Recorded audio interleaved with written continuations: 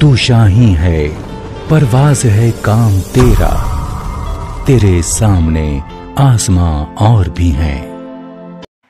ایک تیرے سوا میرے مولا بے کس کا سہارا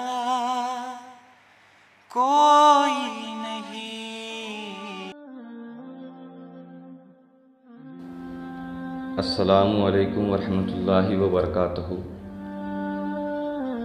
محترم سامعین اکرام، اللہ کی اطاعت کی تیسری مثال جو آج ہم دیکھیں گے، خدا کی خوشنودی کا راستہ۔ میرے بھائیوں، سورہ آل عمران میں اللہ تعالیٰ ارشاد فرماتا ہے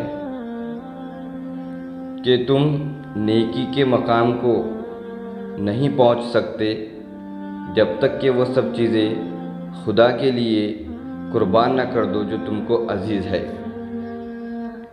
بس یہی آیت اسلام اور ایمان کی جان ہے۔ میرے بھائیوں، یہی آیت اسلام کی اصل شان ہے۔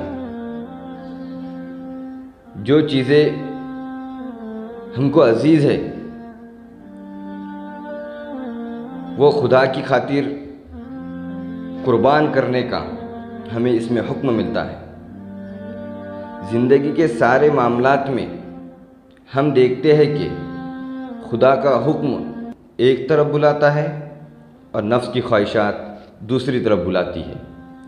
خدا ایک کام کا حکم دیتا ہے، نفس کہتا ہے کہ اس میں تو تکلیف ہے یا نقصان۔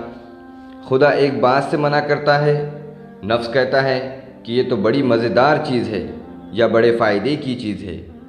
ایک طرف خدا کی خوشنودی ہوتی ہے اور دوسری طرف ایک دنیا کی دنیا کھڑی ہوتی ہے۔ غرض زندگی میں ہر قدم پر انسان کو دو راستے ملتے ہیں۔ ایک راستہ اسلام کا ہے اور دوسرا راستہ کفر و نفاق کا ہے۔ جس نے دنیا کی ہر چیز کو ٹھکرا کر خدا کے حکم کے آگے سر جھکا دیا، اس نے اسلام کا راستہ اختیار کیا، اور جس نے خدا کے حکم کو چھوڑ کر اپنے دل کی یا دنیا کی خوشی پوری کی، اس نے کفر یا نفاق کا راستہ اختیار کیا۔